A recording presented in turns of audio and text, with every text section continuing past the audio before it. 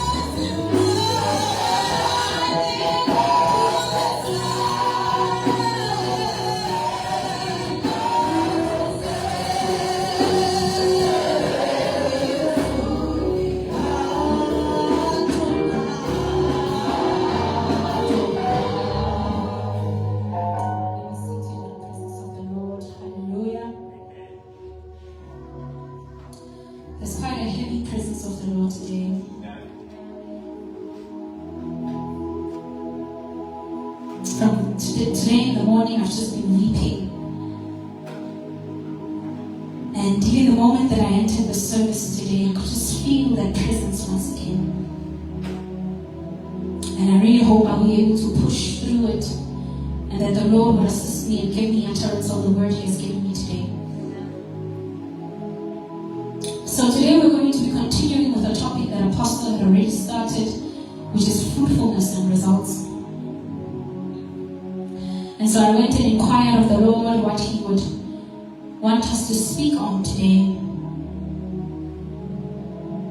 And He sent me to Psalms 24 verses 3 and 4. Psalms 24 verses 3 and 4.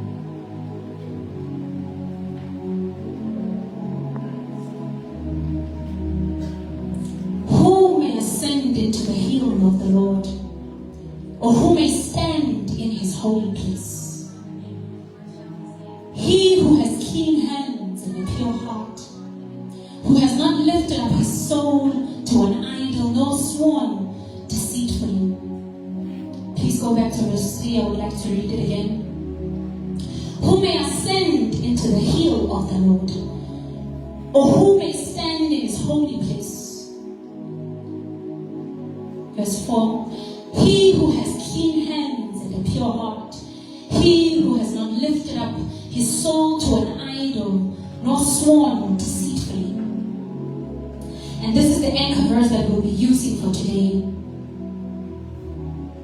And so when the Lord gave me this verse, I inquired once again, what does this have to do with fruits or being fruitful? What does it have to do with attaining results? And the Lord said to me, the one who cannot stand before God is one who cannot produce fruits that glorify God. The one who cannot ascend into the hill of the Lord is one who cannot produce fruits that glorify the one who is in the hill. Because one thing about fruit is that fruit has to do with governance. That's why we see in Genesis 1:28 he says, be fruitful and multiply and have dominion over the earth and subdue. It has to do with governance. So being fruitful has to do with governance. But we cannot bring the governance of God upon the earth if we ourselves have not been first governed. And so who may ascend into the hill of the Lord to attain that very governance? It is the one who has clean hands and a pure heart. Government, for those who may not understand, it just basically means operating in the will and the order of God, or his rule, bringing his rule. That's why even Jesus, when he recites the prayer to the disciples, he says, your kingdom come and let your will be done on earth as it is in heaven. It means bring your governance onto the earth as it is already in heaven. And so fruit has a lot to do with governance. But we cannot be Christians that produce fruit that glorify God if we have first not been able to ascend into the hill. And bear in mind that I said fruit that glorifies God. This means that you are able to bear fruit. The question is the fruit that you are bearing glorifying God or not? That's why when I started, I said, the Lord said, if a man is unable to stand before him, then he cannot bear fruit that glorifies him. If a man cannot ascend into the hill of the Lord, then he cannot bear fruit that glorifies him. Because how does he know what glorifies the Lord and what does not? And so in Matthew 7 verses 17 to 20, you can read it, but I'll just summarize it quickly. Jesus is speaking to the disciples and explaining to them that people will know you by your fruits. And he says, a good tree bears good fruit, and a bad tree bears bad fruit. Then he continues to say that a good tree cannot bear bad fruit, and a bad tree cannot bear good fruit. So this means it is possible to bear fruit even if it is bad.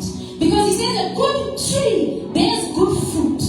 But he says a bad tree, he does not say the bad tree does not bear fruit. He says a bad tree bears fruit, but the fruit is bad.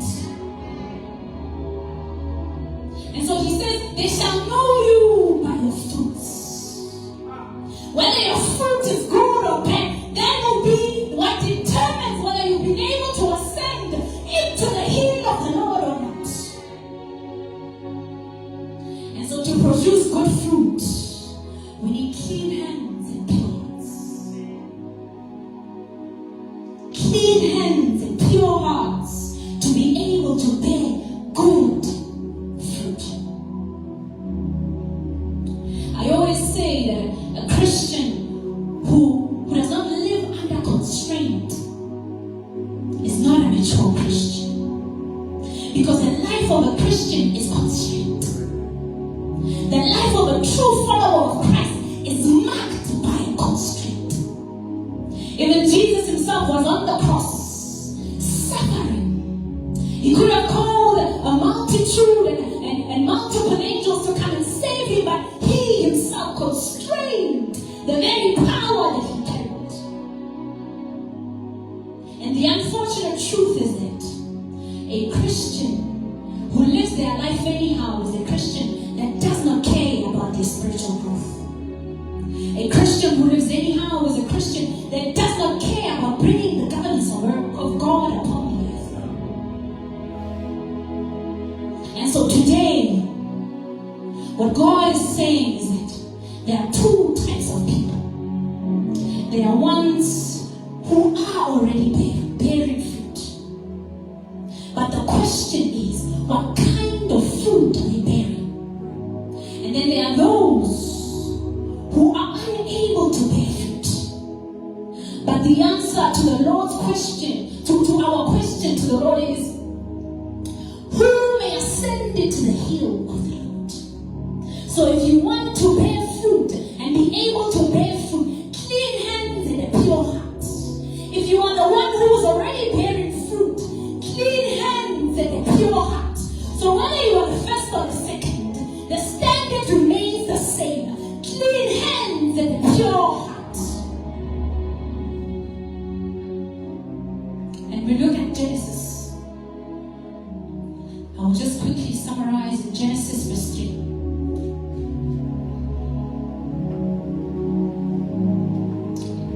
Before I go to that, today I actually did a study of the heart, the physical heart.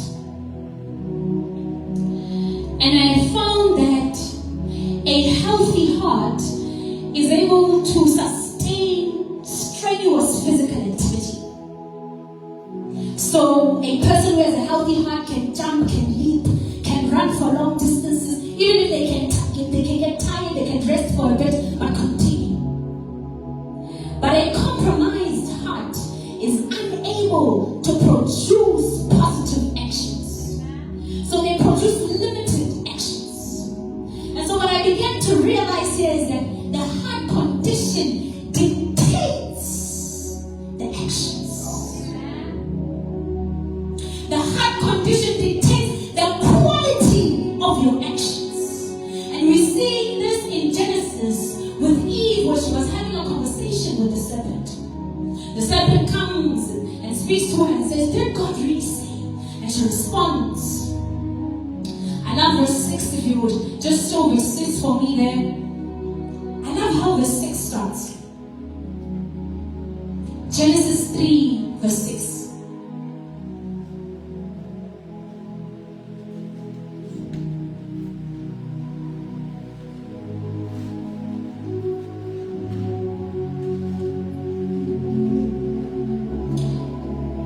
It says, "So when the woman saw that the tree was good for food." I want us to specifically focus on the word that says when. This is right after in verse 5, the serpent has already laid the seeds. And here it says then, "So when the woman saw." It does not say immediately she saw. It says, "And when she saw." So this could have been 10 minutes later. This could have been an hour later. This could have even been days later. But what it does show us is that there's a period of time that passed from the time she had a conversation with the serpent and the time she saw that the tree was good for food. What is the difference? Her perspective was changed because she meditated and placed inside of her heart what the enemy had spoken and said to her. So there was a point where she never saw the tree as good for food. But now, that's why it says, "And when," now she begins to see that the tree is good for food because her perspective and the posture of her heart had changed. Now we see this translating to her hand. She begins to take the fruit and eat it. I will go back to what I said. The condition of your heart dictates the quality of your actions. Clean hands and a pure heart. You cannot have clean hands without a pure heart. So if you're wondering today,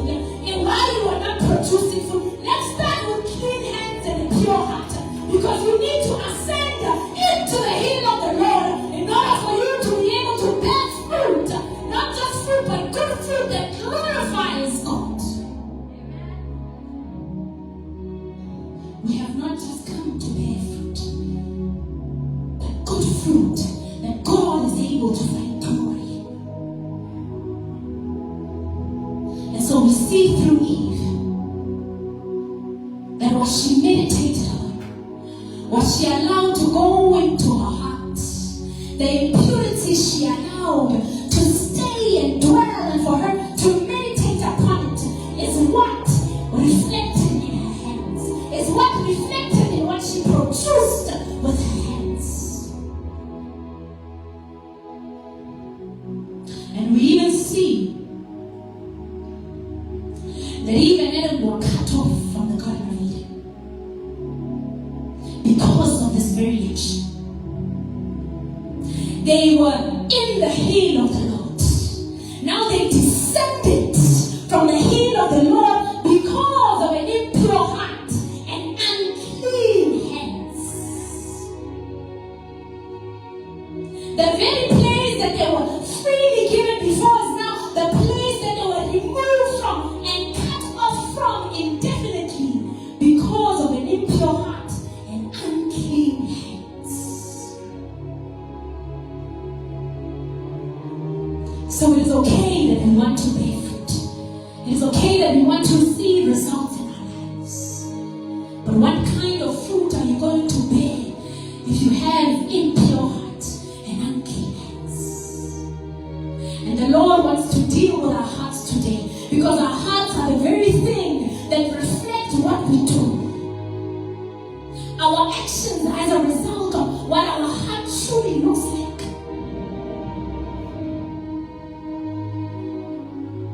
And that is exactly what the Lord wants to deal with today. I have 2 points. I pray the Lord will help me articulate them well. First point, you can be fruitful but not be able to stand before God. We see this through the story of Cain. Cain killed Abel, his brother, and God cursed him. It says in verse, I think it's in Genesis 4:16, it says that Cain went out from the presence of God because after he killed his brother, God cursed him. And he went out from the presence of God. And then verse 17 says, he built a city and named it after his son Enoch. And verses down later we see that his 7th generation, which was the children of Lamech, they produced. According to worldly standards, they were seen as people who were bearing fruit. Because according to the Bible, they are called fathers of different worldly mysteries and technological advances. So in the natural eye, when they are looked at and they are seen as those who are bearing good fruit. They are seen as those who are attaining good results. But what we recognize is that they attain these good results outside of the presence of God.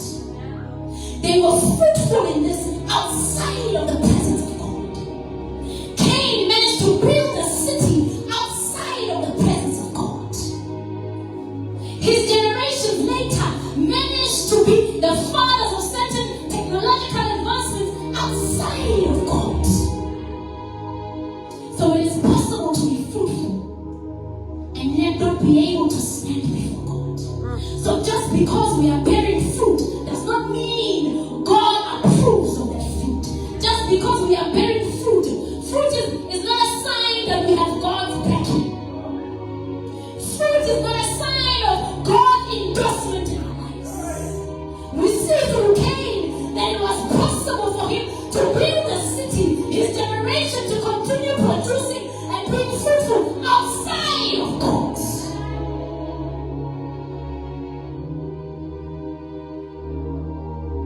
So it is possible. Now the question we need to ask, if I am being fruitful, is it in alignment with you, God? And his answer is, who shall ascend into the hill of the Lord? He with clean hands and a pure heart. Because even Cain produced according to what was in his heart. What he produced was out of rebellion, was out of pride and independence. What he produced reflected what was in his heart. And so bearing fruit is not always a sign of God's speaking. So just because we see fruit in our lives does not mean that God is saying yes. It does not mean that God approves. Another thing that we see with Cain is that after he murders his brother, the Lord comes to him and says, sin is crouching at the door. And we see this for the first time where God in the Bible is addressing internal impulses with his creation. He says to him, sin is crouching at the door, and it desires to have you, but you must rule over it. But what did Cain allowed sin to rule over him, because he did not guard his heart. That's why the Bible says, guard your heart with all diligence, for the issues of life flow from it. So even what you produce will flow exactly from your heart. What you produce with your hands has already been conceived in your heart.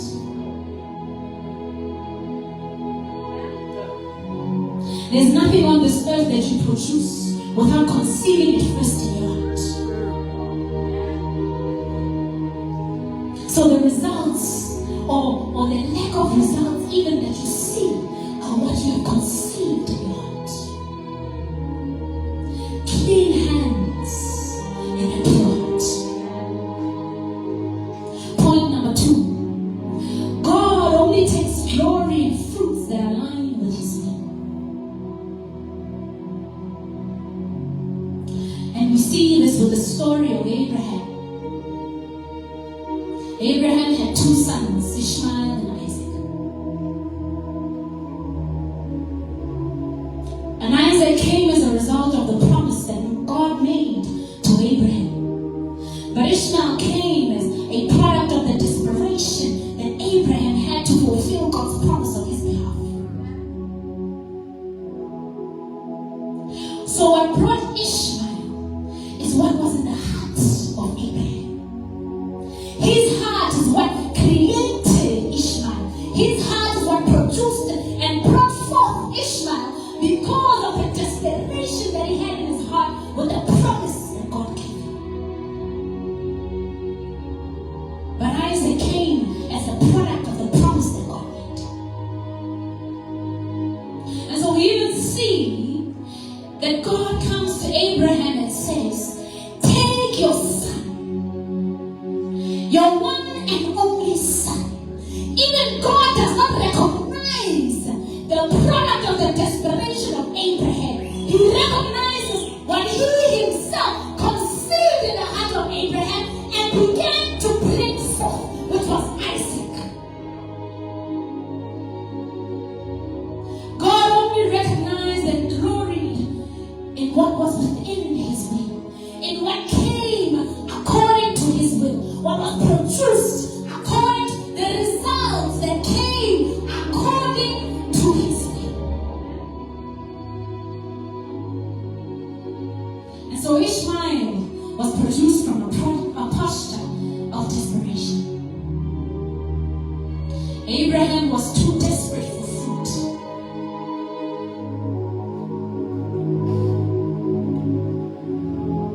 Abraham was too desperate for fruit. Not the one who gives the fruit. He was too desperate to get fruit. He was too desperate with attaining the results. And not the one who brings the results. And not the will of the one who brings the fruit. This is why God even says now to him about Isaac, he says, sacrifice your son. He's checking his heart posture. Now that I have given it to you according to my will, are you still desperate for it as you were before? Is your heart still desperate for the sacrifice the very thing that I gave you in my will. Sacrifice the very fruit that He's checking. Has the posture of your heart changed?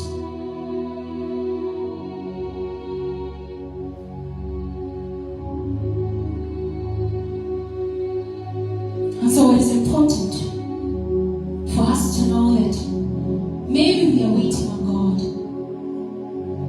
but God is the one who's waiting on us. Who shall ascend into the hill of the Lord? He with clean hands and a pure heart. He says the hill is available. The hill is already there. It is already prepared for you. I am just waiting on you to ascend. And so it is good for us to want to produce fruit, to want to attain results. But clean hands and a pure heart. Because bad trees bear bad fruits, and good trees bear good fruit. We get to decide. We get to make the decision today on which side we want to be. And so the Lord is calling on us tonight to say, I want you to make a decision. Let us be like Joseph. Joseph kept his heart pure by forgiving his brothers. He kept his hands clean by fleeing away from Potiphar's wife. He with clean hands and a pure heart. What does your heart look like today? Let's forget about the hands. Let's forget about the fruit there is now. We will get to that point. What does your heart look like? What impurities are there that are hiding in the cracks and the crevices of your heart that you have not laid down before the Lord as yet? Today He is opening room and space for us to lay down before Him and say, Lord, deal with this. I am struggling with forgiving my mother. I want to forgive this person. Oh Lord, I am struggling with lust. I am struggling with whatever it may be. The Lord is opening a platform tonight. Then we lay before Him. Then we lay before Him. Then we pour